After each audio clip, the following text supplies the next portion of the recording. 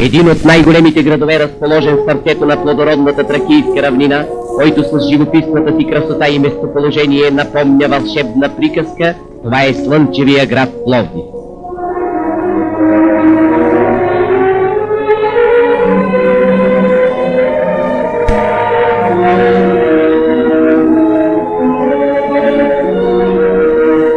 Втор по големина град в България, Пловдив е модерен и благоустроен, а неговите булеварди и кичести алеи му придават европейски вид. Централният площад на града и градината Цар Симеон. Общинският дом е величествена и модерна сграда. Паметникът на героя Гюро Михайлов и другарите му. Многобройни обществени и частни постройки очертават павираните широки и чисти улици на Пловдив. Един от 6 хълма, върху които е разположен града, е хълмът на освободителите. В основата си този хълм представя една дивна картина.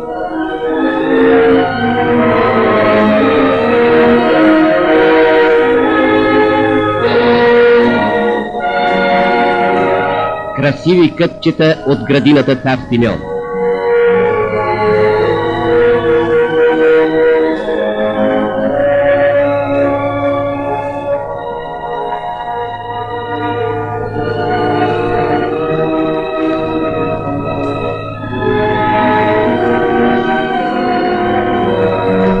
Църквата Света Богородица и Първа девическа гимназия.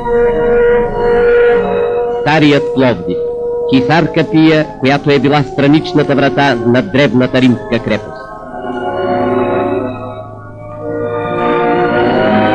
Къщата, в която е живял големият французски писател Ламартин. Тези тесни и криви улици, полузасенчени от стари къщи, пазят и днес романтиката на стария град.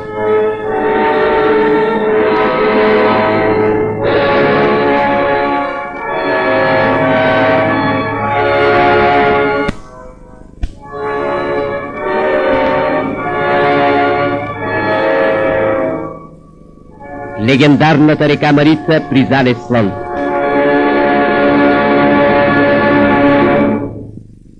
Един стар народен обичай е запазен и до днес в околностите на Панагюрище.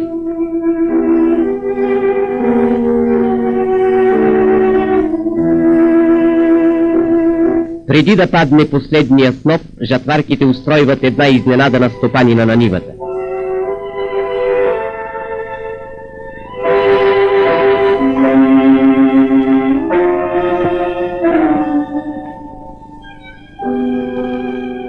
Докато другите работят на последната нива, една от жатварките събира букет от полски цветя, към който прикрепя чеснов лук и стара сребърна пара, символи на плодородие и богатство.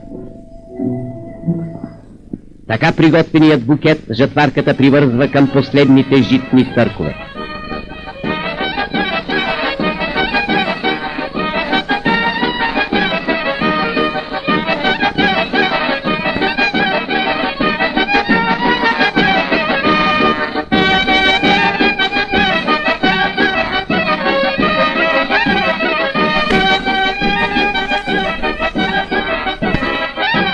Букетът от жито и цветя тя поднася на стопанина с пожелание за добро плодородие и благополучие.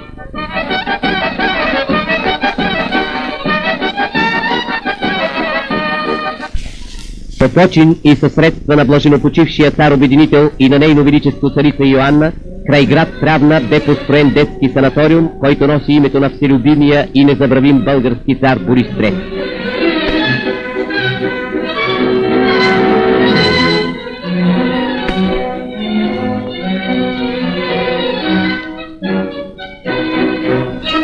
Тук намират безплатно лечение 250 бедни български деца от всички краища на обединеното ни отечество.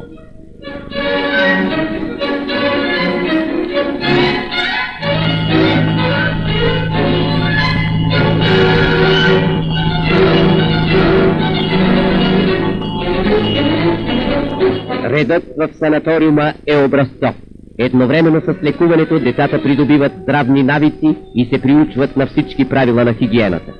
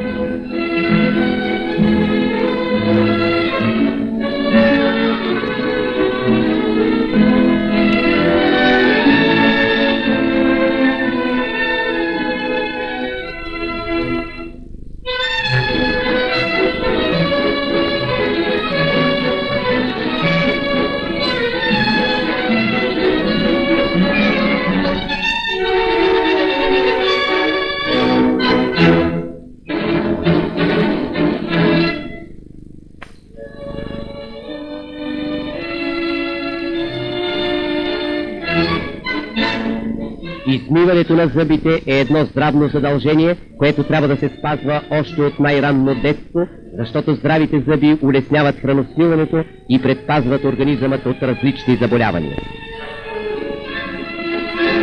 Редовното миене на лицето ободрява и освежава.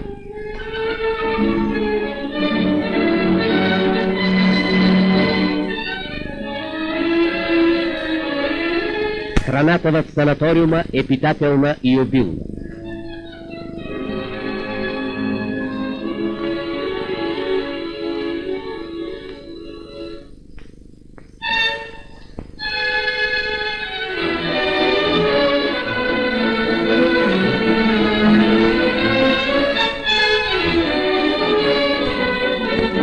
По няколко пъти на ден децата се подлагат на медицински преглед. Така, под грижите и наблюдението на лекара, здравето им постепенно се възстановява напълно.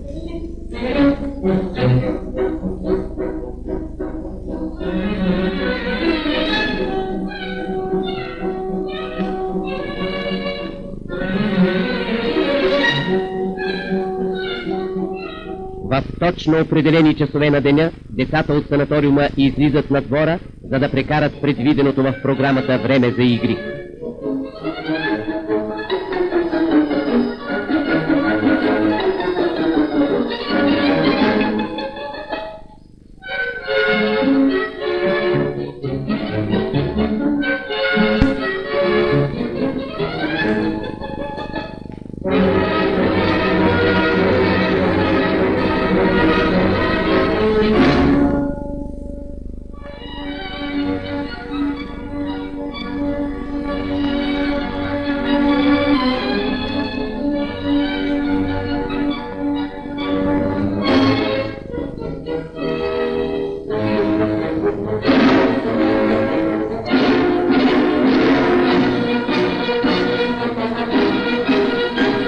Санаториумът Цар Борис III спасява живота на много предразположени на различни заболявания български деца и напомня на всички за доброто сърце на блаженопочившия цар и отзивчивата душа на царица Йоанна.